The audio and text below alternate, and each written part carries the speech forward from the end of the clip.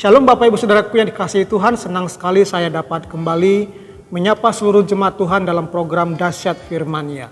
Tentu kerinduan saya lewat program ini, iman kita semakin bertumbuh di dalam Tuhan dan kita semakin memahami betapa indahnya, betapa luar biasanya firman Tuhan di dalam kehidupan kita. Bapak Ibu Saudaraku yang dikasihi Tuhan, sebelum kita merenungkan firman Tuhan, saya mengajak kita berdoa. Mohon pimpinan Allah sehingga kita dapat mengerti apa yang menjadi kehendak Tuhan dalam kehidupan kita, sehingga firman Tuhan yang kita dengar, kita terima, kita renungkan dan kita lakukan. Mari kita berdoa. Allah kami yang baik, Bapa yang mulia, Bapa yang perkasa, Allah yang penuh dengan kasih, pencipta langit dan bumi, Allah yang kami sembah di dalam Yesus Kristus Tuhan dan Juru Selamat kami. Kami bersyukur Tuhan, hari ini kami masih diberikan kesehatan oleh Tuhan. Dan saat ini kami hendak mendengarkan sebagian dari firman Tuhan. Roh Kudus terangilah hati kami agar kami memahami dan mengerti serta melakukan apa yang menjadi bagian kami lewat setiap firman Tuhan yang berikan kepada kami. Terima kasih Tuhan, terpujilah nama-Mu, kami siap untuk mendengarkannya. Dalam nama Yesus kami berdoa. Amin. Bapak Ibu Saudaraku yang dikasihi Tuhan, beberapa tahun yang lampau saya mengikuti pelatihan tentang bagaimana menjadi pemimpin pujian atau worship leader, atau bagaimana menjadi penyembah Tuhan yang sesuai dengan kebenaran firman Tuhan. Nah, salah satu poin yang disampaikan oleh seorang pentraining itu adalah ada hal-hal yang harus kita lakukan di dalam menyembah Tuhan, ada hal-hal yang harus kita lakukan di dalam berdoa yang mungkin sebagian orang lupa tentang hal tersebut. Itu sebabnya pada kesempatan ini saya mau berbicara tentang unsur-unsur atau bagian-bagian di dalam berdoa kepada Tuhan. Mari bersama-sama kita melihat firman Tuhan dari Matius pasal 6 ayat 9 sampai ayatnya yang ke-13. Kelanjutan dari renungan firman Tuhan minggu yang lalu. Karena itu berdoalah demikian, Bapa kami yang di sorga, dikuduskanlah namamu, datanglah kerajaanmu, jadilah kehendakmu di bumi seperti di sorga. Berikanlah kami pada hari ini makanan kami yang secukupnya, dan ampunilah kami akan kesalahan kami, seperti kami juga mengampuni orang yang bersalah kepada kami. Dan janganlah membawa kami ke dalam pencobaan, tetapi lepaskanlah kami daripada yang jahat, karena Engkaulah yang mempunyai kerajaan dan kuasa dan kemuliaan sampai selama-lamanya. Amin.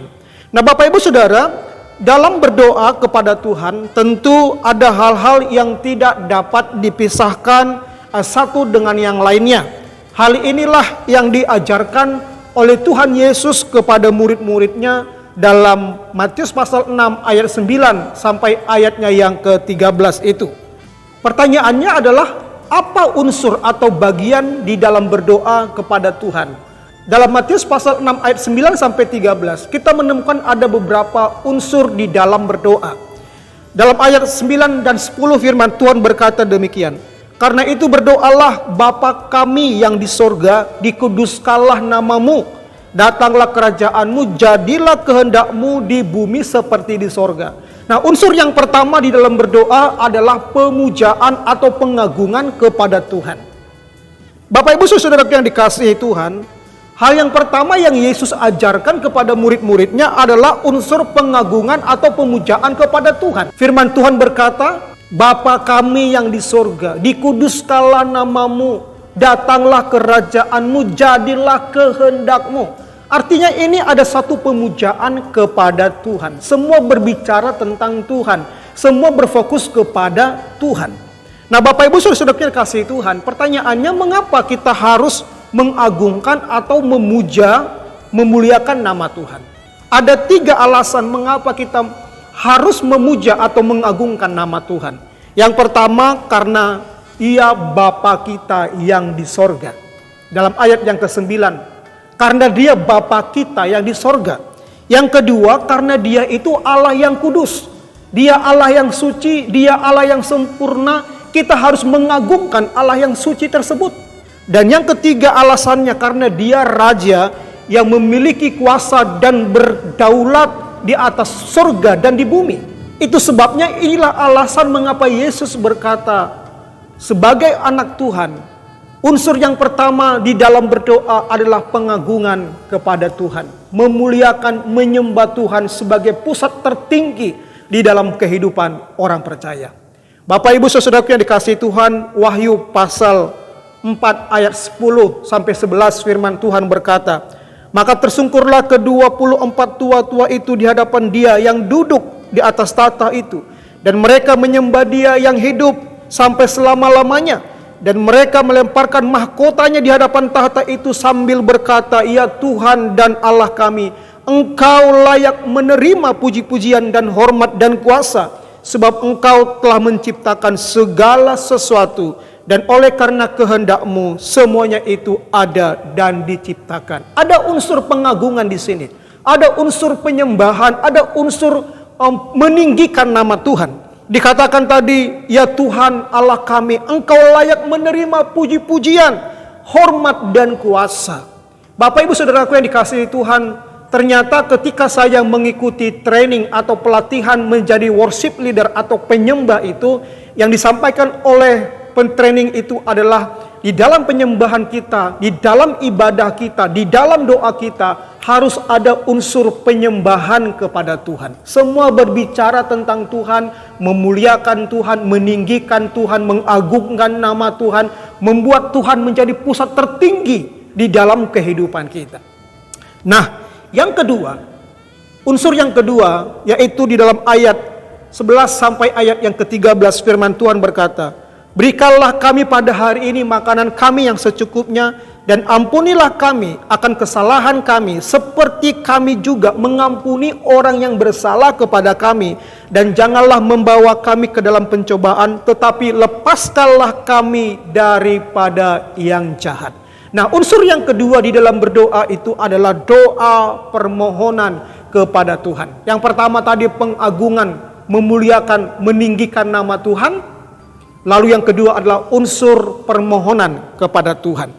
Nah, Bapak Ibu Saudaraku yang dikasihi Tuhan, ternyata Yesus juga mengajarkan hal ini kepada murid-muridnya, yaitu supaya murid-muridnya juga diberi kesempatan untuk berdoa, memohon, meminta kepada Allah untuk segala apa yang mereka butuhkan, pergumulan di dalam kehidupan mereka. Bapak Ibu Saudaraku yang dikasihi Tuhan, di dalam ayat 11 sampai ayat yang ke-13 ini ada beberapa jenis doa permohonan yang diajarkan oleh Yesus kepada murid-muridnya. Yang pertama adalah doa permohonan tentang kebutuhan sehari-hari. Dalam ayatnya yang ke-11, berikanlah kami makanan kami yang secukupnya hari ini. Nah, Bapak Ibu Saudaraku yang dikasihi Tuhan, Tuhan Yesus mengajar murid-muridnya untuk berdoa, memohon, meminta kepada Tuhan supaya Tuhan mencukupi kebutuhan mereka sehari-hari. Dan hal ini berbicara tentang Bapa yang di sorga yang memelihara dan menjaga dan memperhatikan kebutuhan anak-anaknya. Nah, yang kedua, unsur dari doa permohonan itu yaitu di dalam ayatnya yang ke-12, yaitu doa permohonan pengampunan. Ampunilah kami seperti kami mengampuni orang yang bersalah kepada kami, kata firman Tuhan. Nah, Bapak Ibu Saudaraku yang dikasihi Tuhan, Allah itu disebut Allah yang kudus, Allah yang suci, Allah yang sempurna. Dan hanya Dialah satu-satunya yang mampu menguduskan kita, yang mampu mengampuni segala pelanggaran kita. Bapak Ibu, di dalam doa-doa kita jangan lupa kita selalu berkata jujur kepada Tuhan, memohon pengampunan kepada Tuhan. Tentu sebagai manusia kita punya banyak kekurangan lewat perkataan, perbuatan kita yang melukai hati Tuhan dan sesama. Kita minta ampun sama Tuhan dan kita memaafkan dan saling memaafkan satu dengan yang lainnya. Dan yang ketiga, jenis doa permohonan yang dalam firman Tuhan ini yaitu doa perlindungan dari pencobaan dan dari yang jahat. Di dalam ayatnya yang ke-13. Bapak Ibu Saudaraku, Yesus berkata, jauhkanlah kami dari segala pencobaan dan kejahatan. Itu yang Yesus ajarkan kepada murid-muridnya. Artinya apa? Di sini Tuhan sebagai Raja yang berkuasa, yang berdaulat, Dia layak untuk diandalkan untuk menjaga kita dari perbuatan-perbuatan jahat, dari segala godaan. Itu sebabnya kita datang kepada Dia selalu memohon perlindungannya, sebab Dia Allah, Dia Raja yang memiliki kuasa di bumi dan di sorga. Bapak Ibu Saudaraku yang dikasihi Tuhan, Saya bersama dengan keluarga, setiap kami pergi melakukan perjalanan lewat kendaraan roda 4 keluar kota, kemanapun kami pergi, kami selalu awali dengan doa, memohon perlindungan, penyertaan dari Tuhan. Karena kita tidak tahu apa yang terjadi di depan, itu sebabnya kami selalu wajib berdoa, memohon perlindungan, pertolongan Tuhan di dalam perjalanan kami. Bapak Ibu saudaraku yang dikasihi Tuhan, dari Matius pasal 6 ayat 9 sampai ayat yang ke-13 ini, kita menemukan ada beberapa unsur di dalam berdoa. Yang pertama, ternyata doa itu perlu pengagungan. Kita harus mengagungkan, memuliakan, meninggikan, menyembah Tuhan. Tidak ada unsur permintaan di sana. Untuk aku tidak. Tapi semua berbicara tentang kemuliaan, pengagungan, kebesaran, kemahadahsyatan Allah. Dan yang kedua, ternyata juga Tuhan memberikan kesempatan kepada kita untuk memohon, untuk berdoa meminta kepada Tuhan, yaitu lewat doa permohonan ataupun doa permintaan. Itu sebabnya Bapak Ibu Saudaraku, di dalam doa-doa kita, sebelum kita meminta sesuatu atau bermohon kepada Tuhan, mari terlebih dahulu kita mengagungkan Dia, kita menyembah Dia, kita membesarkan namanya, kita mengakui bahwa Dia Allah yang berdaulat, Dia Allah yang perkasa, Dia Bapa yang memperhatikan kita, Dia Allah yang kudus, Dia Raja di atas segala raja. Kita sembah Dia, kita tinggikan namanya. Setelah itu baru kita mulai dengan menaikkan segala doa-doa permohonan kita kepada Tuhan. Kiranya lewat kebenaran firman Tuhan ini memberikan kita suatu pemahaman tentang unsur atau bagian doa yang tidak dapat dipisahkan, yaitu doa pengagungan dan juga doa permohonan. Mari kita berdoa. Ya Tuhan, ya Allah kami, Engkau layak terima segala pujian, Engkau layak terima segala hormat dan kuasa, karena Engkau Allah pencipta langit dan bumi, Engkau Allah yang maha besar, Engkau Allah yang maha dahsyat, Engkau Allah yang sempurna, Engkau yang menciptakan kami, Engkau Allah yang menyelamatkan kami. Terima kasih Tuhan, kami dapat mengenal pribadi-Mu, Allah yang begitu sempurna dan mulia. Terima kasih Tuhan untuk kebenaran firman-Mu. Biarlah di dalam doa-doa kami selalu mengagungkan, menyembah, meninggikan nama-Mu ya Tuhan. Dan pada kesempatan ini juga kami membawa segala permohonan doa-doa kami kepadamu. Kiranya Tuhan yang mencukupkan semua kebutuhan kami, kebutuhan pendidikan anak-anak, kebutuhan di dalam keluarga, bahkan Tuhan memberkati usaha pekerjaan dari seluruh jemaat Tuhan. Dan biarlah juga Tuhan yang mengampuni dosa-dosa kami. Kami orang yang lemah, kami penuh keterbatasan Tuhan, kami penuh dengan dosa, kami mohon pengampunan-Mu ya Tuhan. Dan biarlah juga Tuhan yang melindungi kami di tahun 2023 ini. Dalam segala dinamika perjalanan hidup kami mohon ya Raja, perlindungan-Mu ya Tuhan. Agar kami dijauhkan dari segala perbuatan-perbuatan jahat. Agar kami juga dijauhkan dari segala pencobaan-pencobaan. Terima kasih Tuhan, segala puji hormat kemuliaan hanya bagi nama-Mu. Berkati seluruh jemaat Tuhan yang telah mendengarkan firman-Mu pada saat hari ini. Terpujilah Engkau Bapa kekal sampai selama-lamanya. Di dalam nama Yesus kami berdoa. Haleluya. Amin. Bapak Ibu Saudaraku, renungan kita sudah selesai. Sampai ketemu minggu depan. Tuhan Yesus memberkati.